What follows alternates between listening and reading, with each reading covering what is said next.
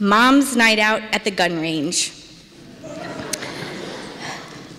I went to the gun range with 5 other women for Mom's night out. What? Don't you ever go to the gun range with your mom's night out friends?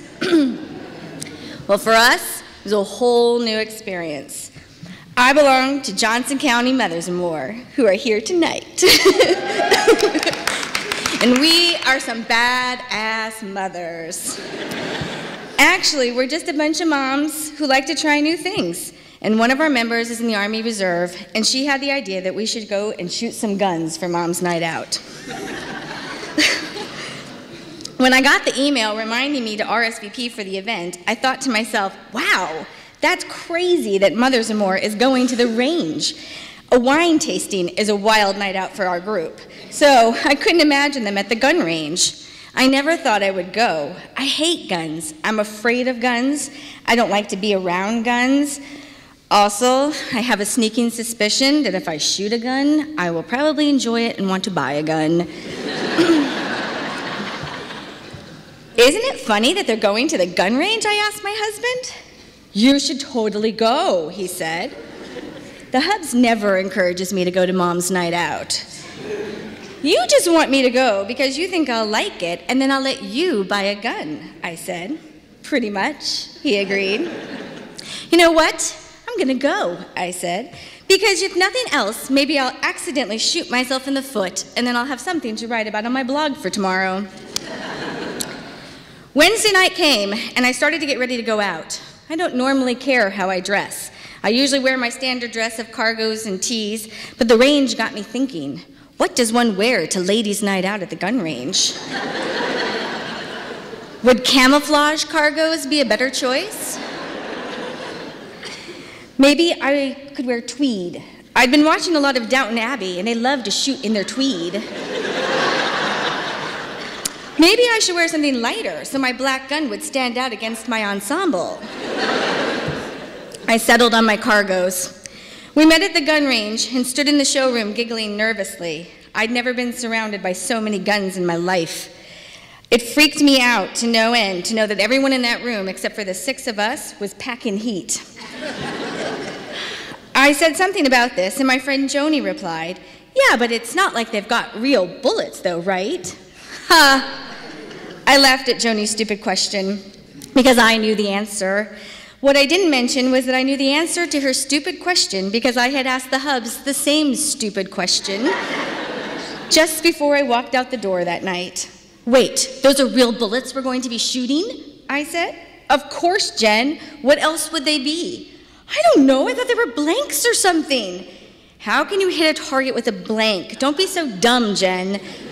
Those are real bullets. Well, then what the hell keeps us from accidentally shooting each other? Nothing. So please be careful and follow the rules. After perusing the store and noticing the quality of the Second Amendment range packs, we met our instructor, Andy. Andy had a holstered gun and a large knife on his belt just in case his gun jammed and he had to finish the job. Plus, he was just a really big guy, and he looked like he could kill you with his bare hands if all else failed. Basically, if Red Dawn happens, I want Andy on my team. Wolverines!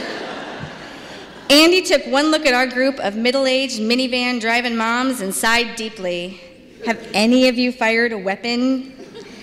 I have, said the Army reservist, but I'm not very good at it. I'm pretty good with a Nerf gun, I said. Okay, ladies, let's find a conference room and give you a lesson before we step out onto the range. We sat around a coffee table for about 20 minutes while Andy explained the different mechanisms of the 9mm guns we'd be using.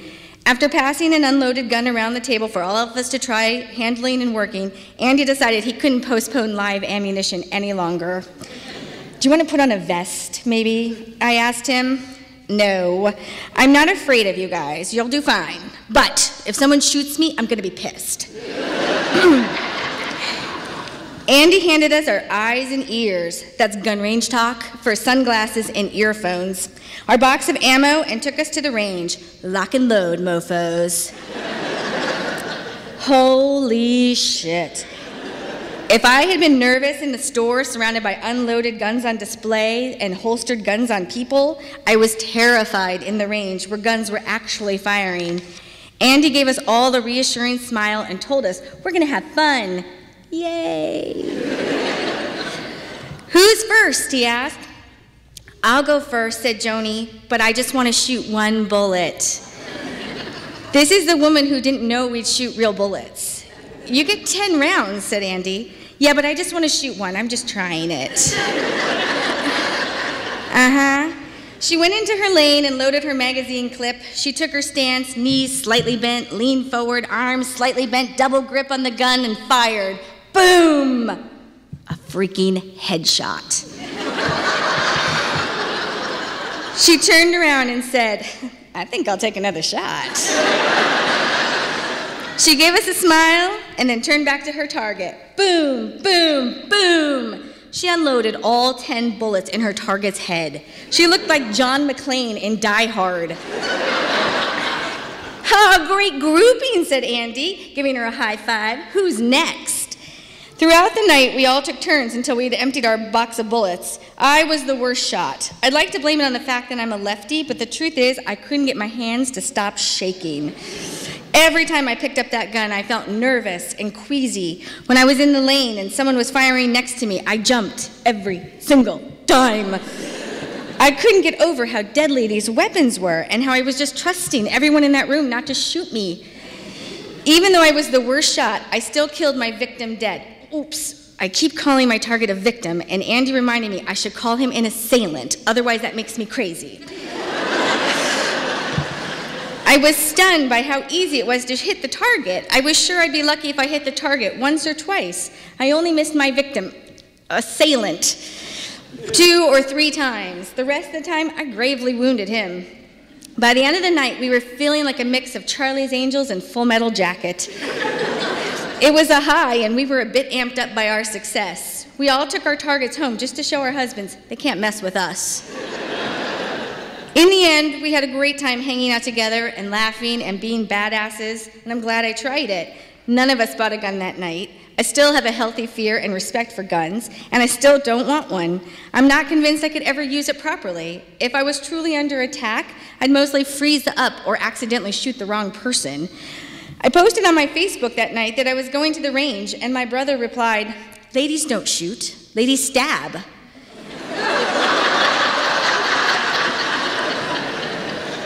I have to say, I think he might be right. Especially when it comes to me. I've decided that when the zombie apocalypse comes, I'll be grabbing a machete. That way, I won't lose any time reloading.